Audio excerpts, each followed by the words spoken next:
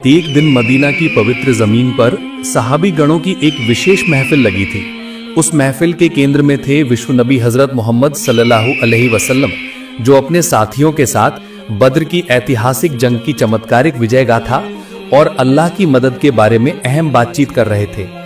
महफिल में एक गहरी खामोशी छाई हुई थी, जहां हर दिल अल्लाह के रसूल की बातों पर लगा हुआ था। ठीक उसी वक्त आसमान के खुले मैदान से एक छोटा चमकीला दोयल पक्षी जैसे अपनी जिंदगी का आखिरी सहारा लेकर उड़ता हुआ महफिल के ठीक पास मौजूद एक छायादार पेड़ की डाल पर पनाह लिया। पक्षी की छोटी छाती धौंकनी की तरह ऊपर नीचे हो रही थी।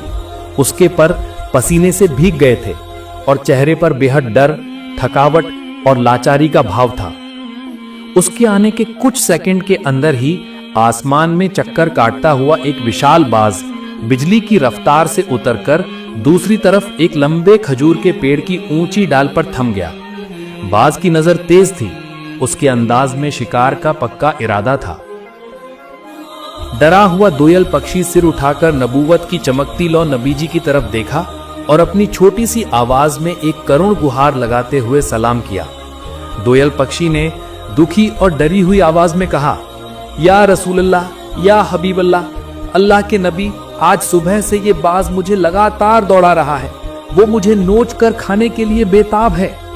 सुबह से लेकर अब तक जान बचाने के लिए उड़ते उड़ते मैं लगभग थक चुका हूँ।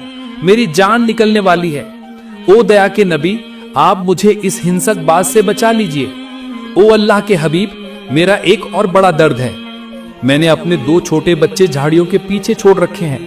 न जाने आज सारा दिन मुझे ना देखकर वे कितनी तकलीफ में होंगे।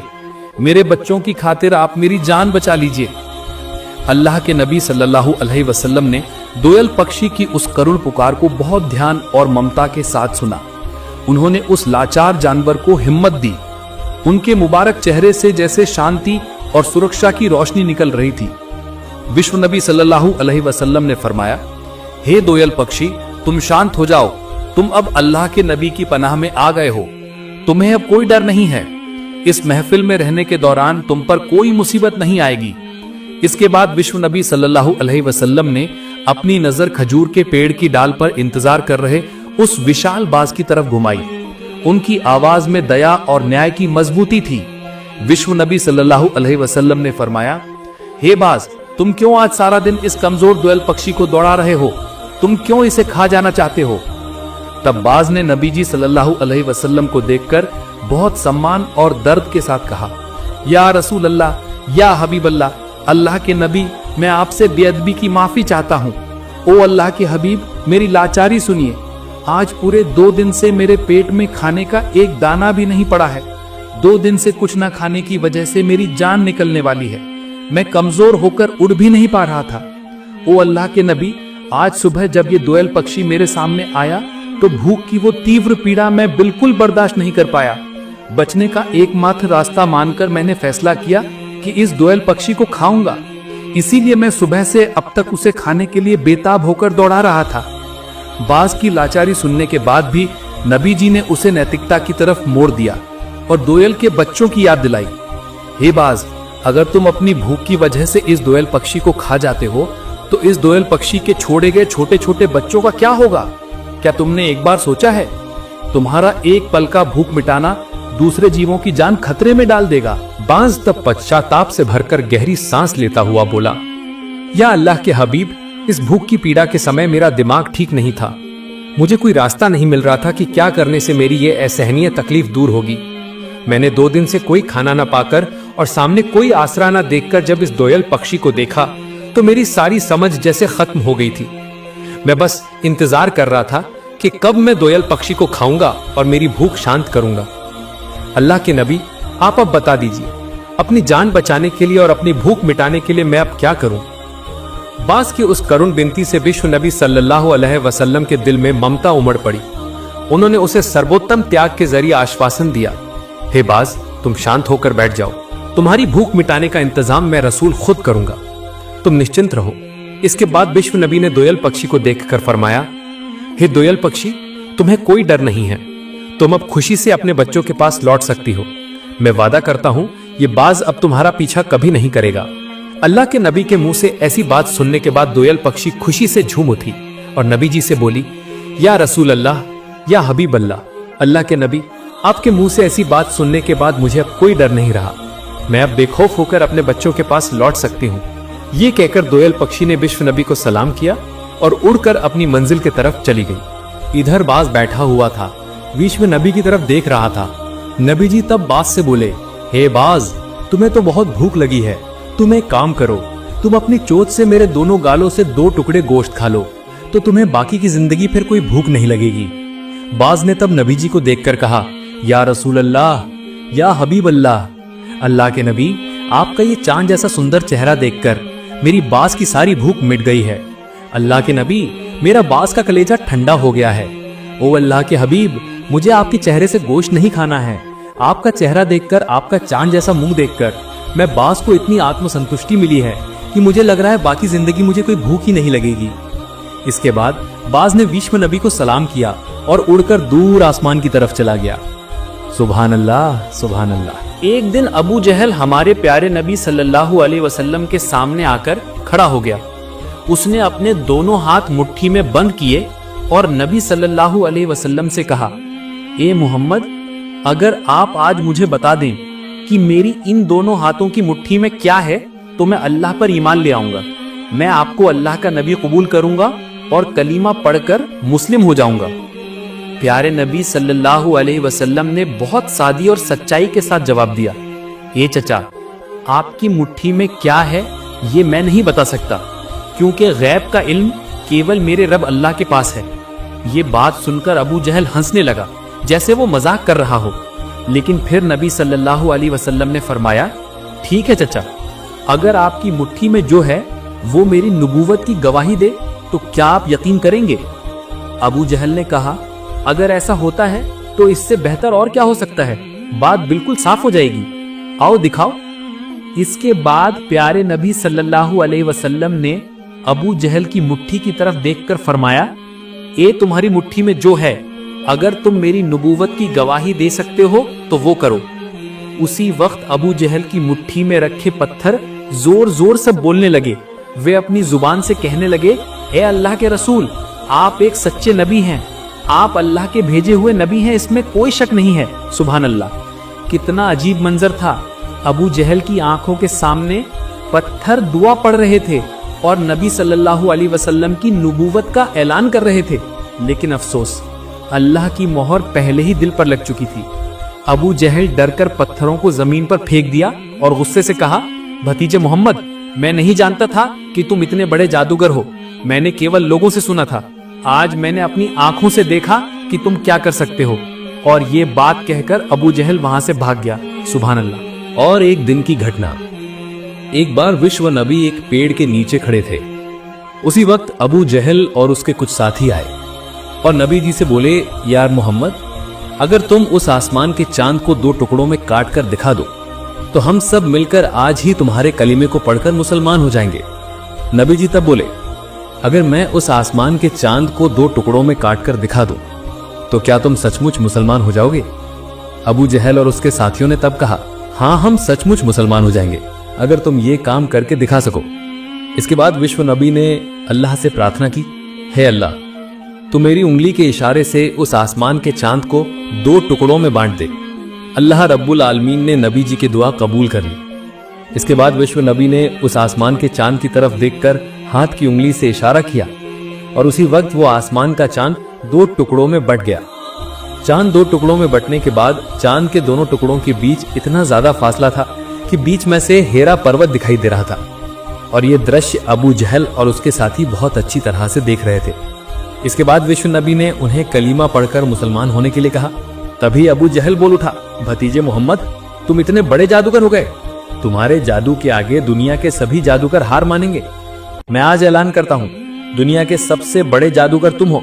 तुम्हारे इस जादू के आगे सारे जादूगर फेल हो जाएंगे और मुसलमान होने की बात कर रहे हो। हम तो किसी जादूगर के हाथ में हाथ डालकर उसका कलीमा पढ़कर मुसलमान नहीं हो सकते। ये सब बातें कहते कहते अबू जहल और उसके साथी उस जगह से चले गए। असल में अल्लाह रब्बुल आलमीन ने अबू जहल के भाग्य में मुसलमान होना लिखा ही नहीं था। एक बार हजरत फातिमा रदियल्लाहु ताला अन्हा बहुत बीमार पड़ गईं। उनकी ये बीमार हालत देखकर उनके शौहर हजरत अली रदी अल्लाह ताला अन्हु बहुत चिंतित हो गए। इसीलिए वो पत्नी के सिरहाने बैठकर बोले, हे फातिमा, तुमने कभी मुझसे कुछ नहीं मांगा, इतनी गरीबी में रहते हुए भी तुमने कभी कोई शिकायत नहीं की, इसीलिए आज तुम अपनी ऐसी एक इच्छा मुझे बताओ जिसे मैं पूरा कर सकूं। शौहर की बात सुनकर फातिमा रदी अल्लाह ताला अन्हा ने कहा, है अली, आज मेरा बहुत ज्यादा अनार खाने का मन कर रहा है, क्या आप मेरे लिए एक अनार का फल ला सकते हैं? पत्नी की बात सुनकर अली रदी अल्लाह ताला अन्हु ने कहा, जरूर, मैं आज ही तुम्हारे लिए एक अनार का फल लाऊंगा। लेकिन साल के उस वक्त अनार के फल का मौसम नहीं था, इसीलिए किसी भी दुकान पर अनार का फल नहीं बिकता था।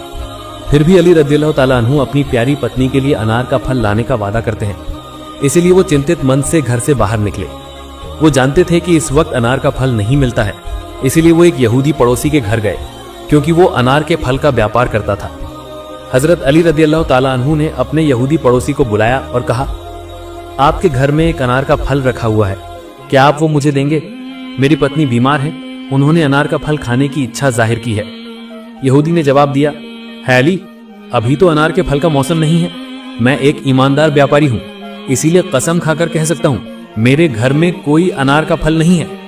लेकिन हजरत अली रदी अल्लाह ताला अन्हु ने और जोर देकर कहा, मैं आखिरी नबी हजरत मोहम्मद सल्लल्लाहु अलैहि वसल्लम का दामाद हूं, मैं सच कह रहा हूं, आपके घर में एक अनार का फल रखा हुआ है।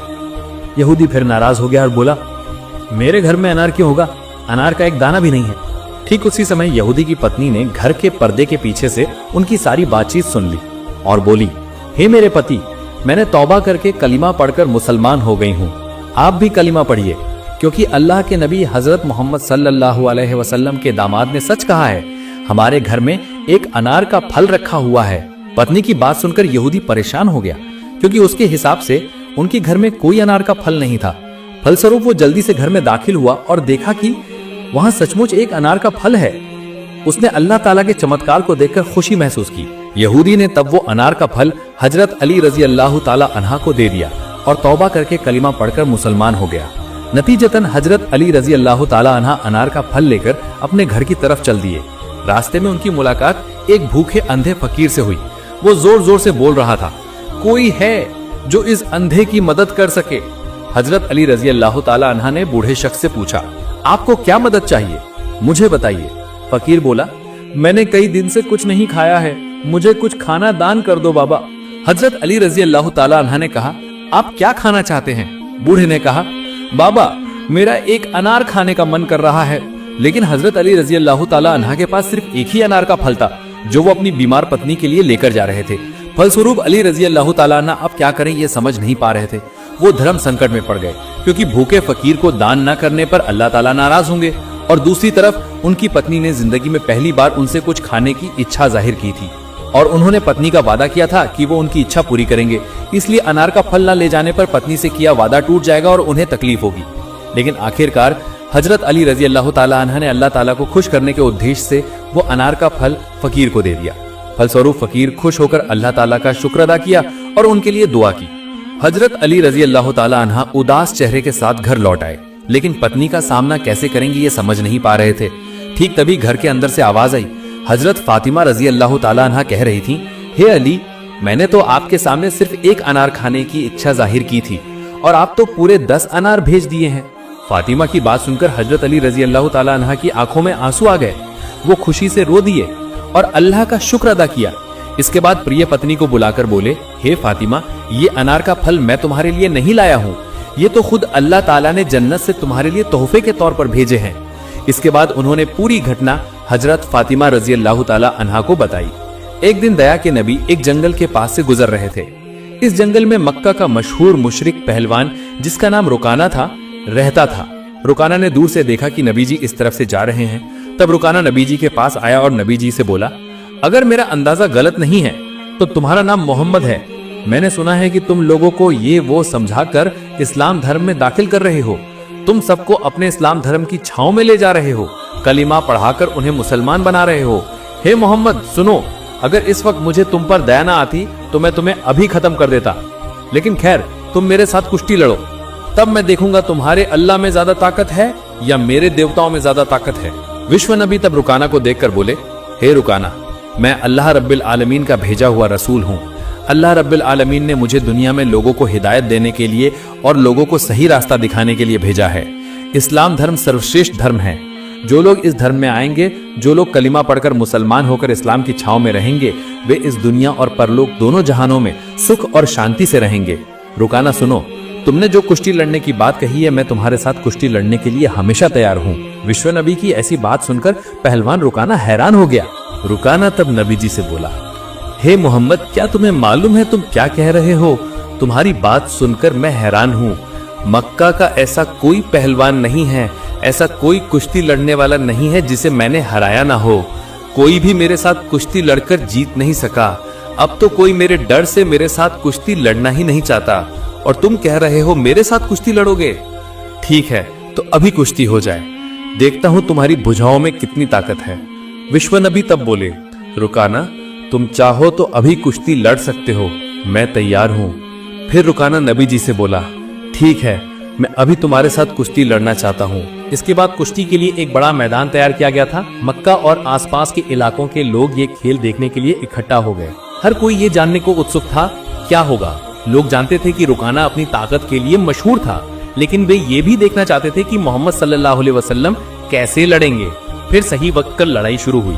दयालु नबी मोहम्मद सल्लल्लाहु अलैहि वसल्लम और रुकाना मैदान में दाखिल हुए। रुकाना हमला करने के लिए आगे बढ़ा, लेकिन फिर रसूलुल्लाह सल्लल्लाहु अलैहि वसल्लम ने आसानी से रुकाना को पकड़ लिया और एक झटके में उसे उठाकर जमीन पर गिरा दिया। रुकाना यकीन नहीं कर पा रहा था कि वो इतनी आसानी से गिर गया। उसने खुद को संभालने की कोशिश की, लेकिन उसने महसूस किया कि उसकी आधी ताकत खत्म हो गई है। रसूलुल्लाह सल्लल्लाहु अलैहि वसल्लम हंसते हुए बोले, हे रुकाना, तुम हार गए हो। क्या तुम अब भी लड़ना जारी रखना चाहते हो?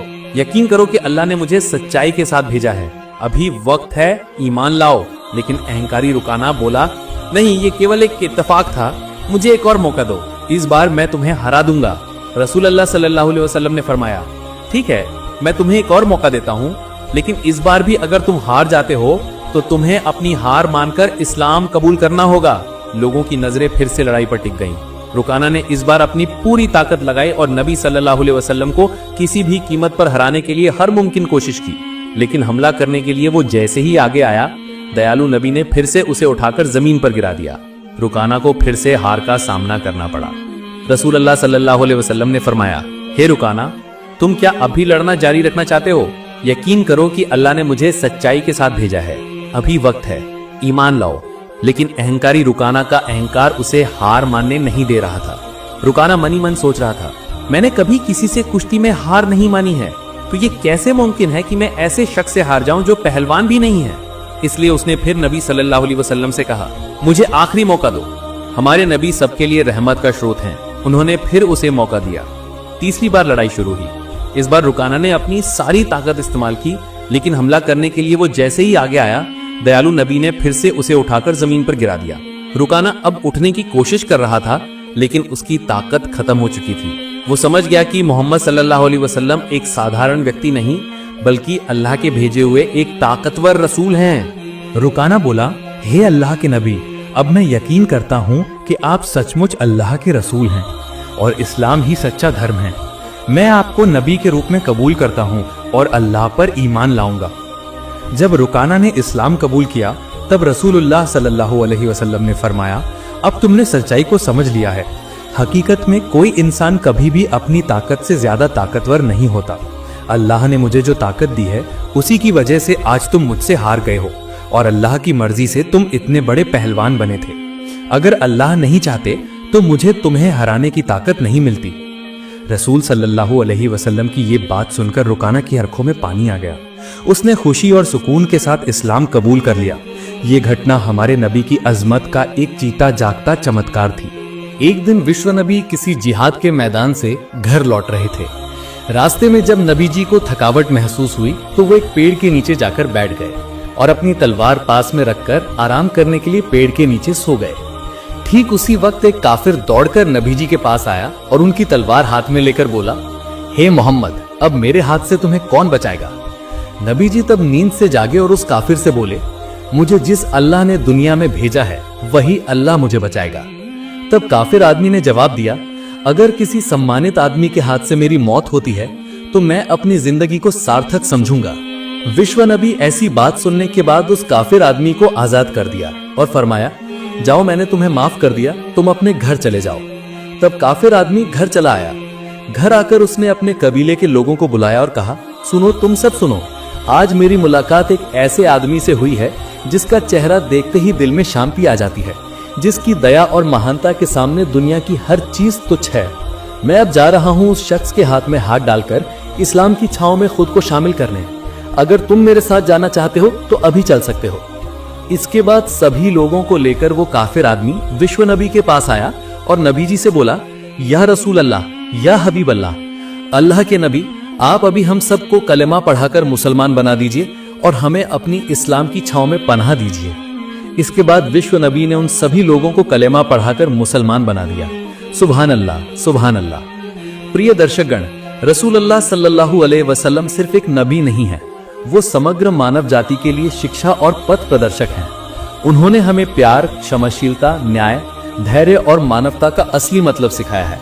उनका जीवन हमारे लिए पूर्ण आदर्श का मॉडल है, एक पिता के रूप में, एक पति के रूप में, एक नेता के रूप में और एक दयालु इंसान के रूप में। तो प्रिय दर्शक, ये था हमारा आज का वीडियो कैसा लगा जरूर कमेंट करके बताइएगा और वीडियो पर एक लाइक देके हमारे चैनल को सब्सक्राइब करके हमारे साथ बने रहिए। और आप किस तरह की कहानियां सुनना पसंद करते हैं वो हमें जरूर कमेंट के माध्यम से बताइएगा। उम्मीद है अच्छे रहेंगे। धन्यवाद।